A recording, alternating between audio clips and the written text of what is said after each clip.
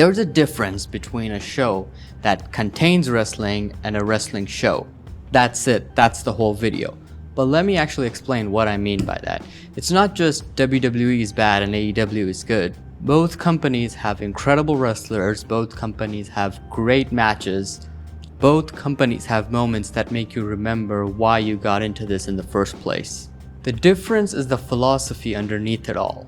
WWE is trying to make wrestling feel like mainstream entertainment, while AEW is trying to make wrestling feel like wrestling. And the more you watch them side by side, the more this difference starts to define everything about both products. I've already made videos about my history with AEW and WWE, so I'm not going to go back over all of that again.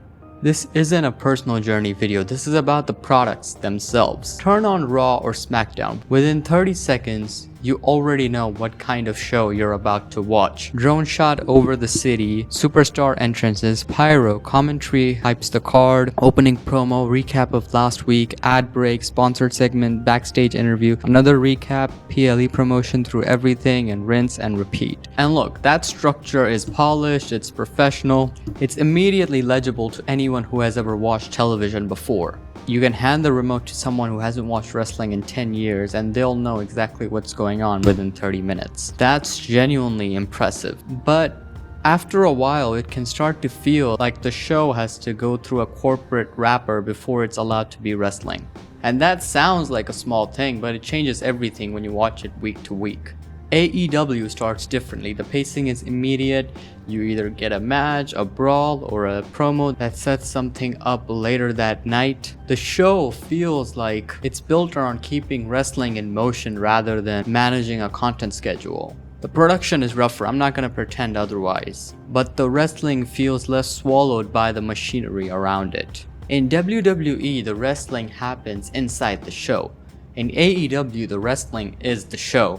WWE's storytelling is explicit. Promos explain motivation, video packages explain history, commentary explain the stakes, recaps repeat the same key emotional beats multiple times across the same show. You are almost never left wondering why a match is happening. WWE tells you directly, often more than once. But the downside of it is that it can feel over-explained, like the story has already been fully told before the bell rings.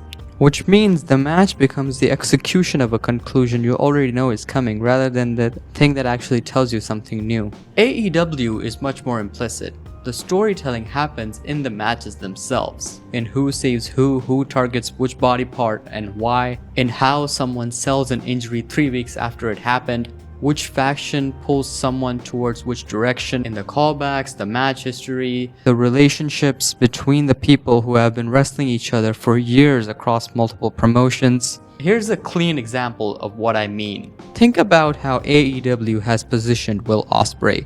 On one side, Jon Moxley, violence, survival, brutality, wrestling as a war of attrition. And on the other side, you have Kenny Omega. Legacy, excellence, wrestling as an art form at its absolute highest level. And Ospreay is caught between those two versions of greatness, being shaped by both of them. Nobody had to explain that in a promo. It plays out in the matches themselves. In the alliances, in the physicality of who Ospreay is becoming over time. This is storytelling, it just doesn't look like WWE storytelling. WWE tells and AEW shows. In WWE, the match is often the payoff to a segment. In AEW, the match is the segment itself. This is the part where I feel like WWE fans might disagree with me on, but I think if you watch both products back to back for a few weeks, you'll feel it quickly. WWE is excellent at making moments feel enormous when it wants to.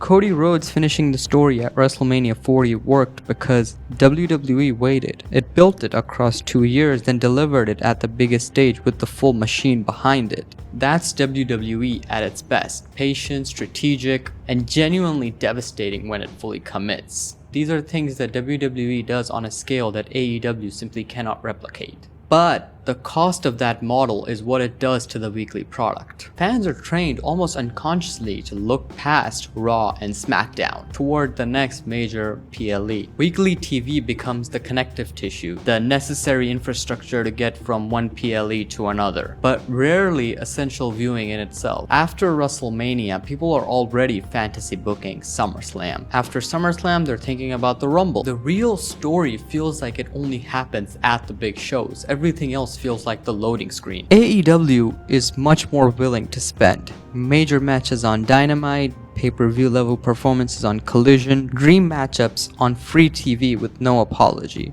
And crucially, AEW doesn't seem scared that giving away a big match will leave nothing for the pay-per-view. Because AEW trusts that a great match doesn't end the story, it creates more story. AEW is much more willing to let things happen now. WWE hoards moments. AEW trusts itself to create more. AEW doesn't feel afraid to run out of wrestling. And that makes weekly TV feel like something that can actually happen right now, not something that will matter later, something that matters tonight. Wrestling has always used celebrities, and when it works, it can be great. I'm not here to argue that celebrity involvement is inherently wrong, but here's what I've started to notice with modern WWE. Sometimes WWE feels like it is monetizing every inch of the screen. The mat, the barricade, the replay, the segment name, the commentary line, the celebrity integration. After a while, it stops feeling like wrestling is the product and starts feeling like wrestling is the thing holding the ads together. When a celebrity becomes the central figure in a major wrestling storyline, it can start to send the message that wrestlers aren't good enough on their own, that the story needs outside legitimacy to matter, that the real audience isn't the people who are watching weekly, it's the people who will watch the clip on social media. AEW is also a business. AEW has TV deals, streaming, sponsors, and corporate realities. This is not some underground art project, but the product itself doesn't feel suffocated by it. The wrestlers and the matches are still front and center. The business hasn't eaten the wrestling alive. WWE borrows importance, AEW builds it. WWE sometimes says, this matters because the world is watching. AEW says, this matters because the wrestling made you care. WWE's roster is genuinely extraordinary. Cody Rhodes, Seth Rollins, Gunther, Drew McIntyre, Penta, Trick Williams, Obafemi, Carmelo Hayes, Ilya Dragunov. The talent is there. Nobody is arguing otherwise. The problem is not the lack of talent. The problem is that WWE's machine can make even the most talented wrestlers feel like they're waiting for their permission to matter. Creative has to let you matter. You need a PLE slot, a promo segment, a storyline assigned to you from the top. You can be the best wrestler in the world and still feel invisible because the system hasn't pointed at you yet.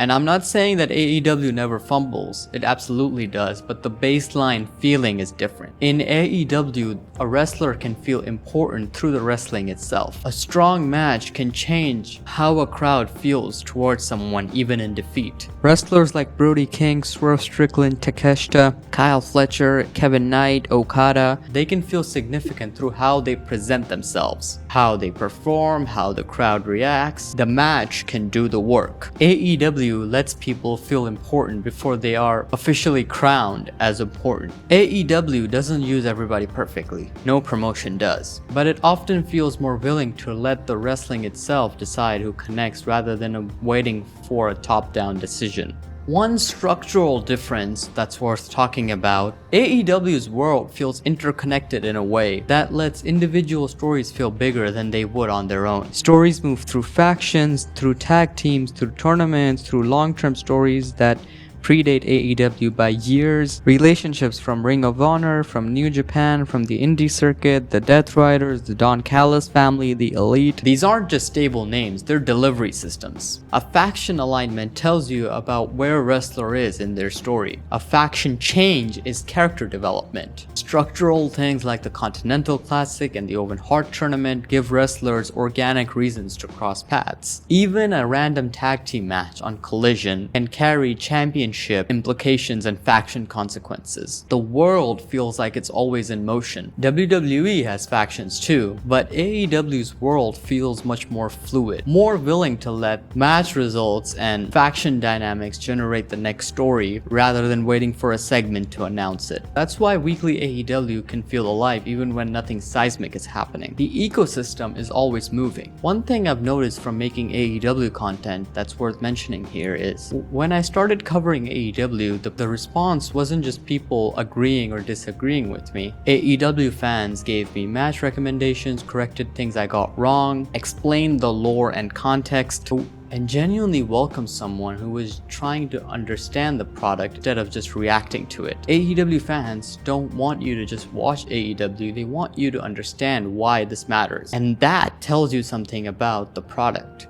AEW rewards attention, who track the history, who understand why certain matchups carry emotional weight. Of course, it's the fans who teach you how to properly watch it, because watching it properly is a part of what makes it work. Now, before I close this video, I want to be clear about what I'm not saying. I'm not saying WWE is worthless. WWE can be incredible. WrestleMania 40, Roman Reigns is one of wrestling's most successful long-term character arcs. The sheer scale of what WWE does at its best, AEW cannot replicate that. WWE has history, iconic characters, and emotional moments that AEW is still building towards. When WWE is great, there's nothing better than it in entertainment. And I'm not saying AEW is perfect. AEW can overstuff shows, AEW can lose storylines in the shuffle. AEW can be hard to enter for someone who comes from a purely WWE background. AEW can assume too much from the audience and alienate people who aren't already invested. But right now, AEW is giving me something that WWE has been quietly missing for a while. Wrestling at the center. Wrestling TV feels like it matters. Matches that tell stories, a roster that feels hungry, a product that feels alive rather than managed. WWE made wrestling feel huge. AEW makes wrestling feel alive again. And sometimes alive is exactly what you need. Well guys, that's gonna be it for this video. Honestly guys, the response on my last video, I wasn't expecting that. That was amazing. Thank you guys for that. You guys can follow me on social media if you guys want to connect with me on a personal level. It's Nightwake by T on Instagram and Twitter. About my next video, well, I've started researching on Swerve Strickland and Hangman Page. So that's gonna be something that's gonna be coming out hopefully in the next week or so. So yeah, stay tuned for that, and like, comment, and subscribe, and thank you for watching. And also just let me know if you guys agreed or disagreed with my takes, and I'll see you guys in the next one.